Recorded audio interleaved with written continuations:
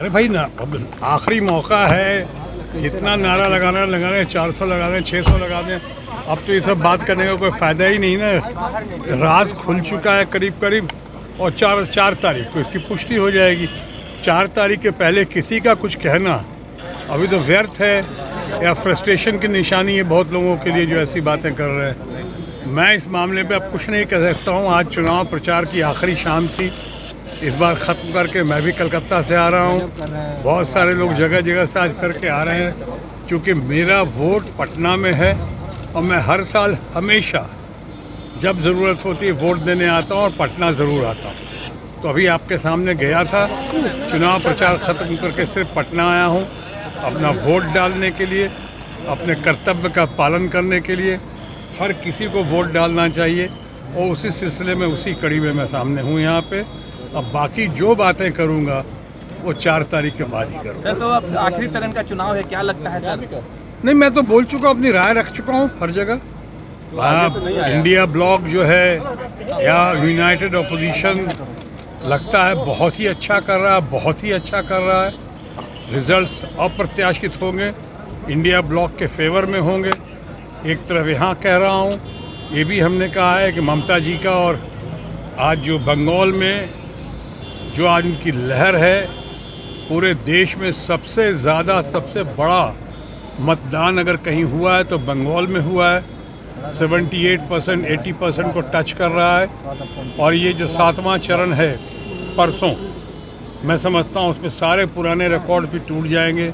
शायद 80% से भी ऊपर का होगा चुनाव, कम से कम बंगाल में। उस बिना पर मैं कह सकता हूँ कि ममता जी इस बार बिल्कुल स्वीप करेंगी। और इस चुनाव के बाद जो केंद्र का चुनाव है, इंडिया ब्लॉक की मैसिव विक्ट्री के बाद मुझे पूरा विश्वास है कि ममता जी एक गेम चेंजर बनकर सामने उभर कर आएंगी। सर, इंडिया कह रही है कि बंगाल में भी इस पर 0 पर आउट हो जाएंगे। भाई वो कुछ भी कह सकते हैं, उनको तो अभी कहने के अलावा कुछ है नहीं, किया तो कुछ है नहीं उन लोगों ने।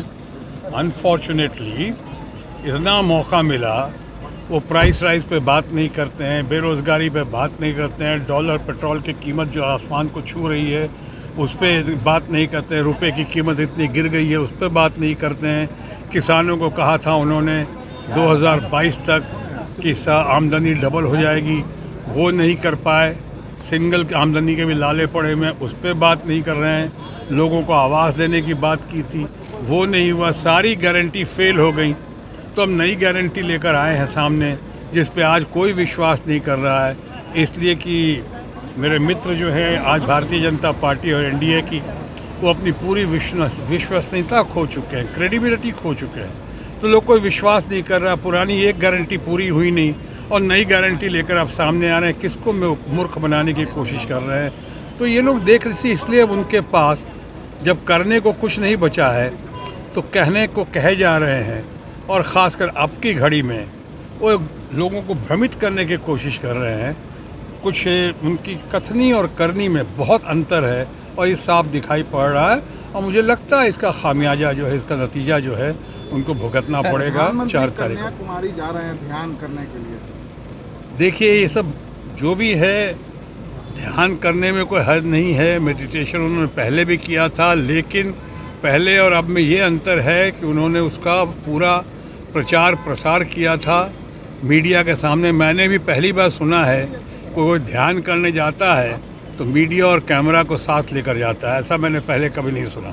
अब वो करने की कोशिश कर रहे हैं। शायद लोग कोर्ट में जा रहे हैं, इलेक्शन कमीशन के पास जा रहे हैं, देखिए उसका क्या होता है। लेकिन कुछ भी कर लें, अब मैं कहूँगा माननीय प्रधानमंत्री के बारे में, जो हमारे मित्र भी हैं और भारतीय जनता पार्टी और एनडीए के वो शीर्षस्थ नेता भी हैं, मैं उनके बारे में भी यही कह सकता हूँ कि बड़ी देर कर दी मेहरबान आते आते। 10 साल में अगर कुछ किया होता तो ये सब करने की ज़रूरत नहीं पड़ती, इतने सारे हथकंडे अपनाने की ज़रूरत नहीं पड़ती। मैंने अभी कहा कि अपनी विश्वसनीयता खो चुकी है हमारी एनडीए और उनके दोस्त बीजेपी के फ्रेंड्स। सो अब बहुत देर हो चुकी है, 4 को नतीजे सामने हैं। बिहार में तेजस्वी क्या जिस तरह से 291 सभा की है, 251, क्या लगता है 40 सीट पर कितना रंग दिखाएगा तेजस्वी का, 251? नहीं, तेजस्वी से लोगों को बहुत उम्मीदें हैं। तेजस्वी बहुत अच्छा कर रहे हैं। और तेजस्वी ने जो काम किया है, मैं समझता हूँ उसका बहुत अच्छा परिणाम मिलेगा। आज युवा पीढ़ी या बाकी लोगों को तेजस्वी के ऊपर बहुत भरोसा है और मैं समझता हूँ कि सो बहुत अच्छा परिणाम हासिल करेंगे वो। पटना साहिब से फिर से एक बार रविशंकर प्रसाद है।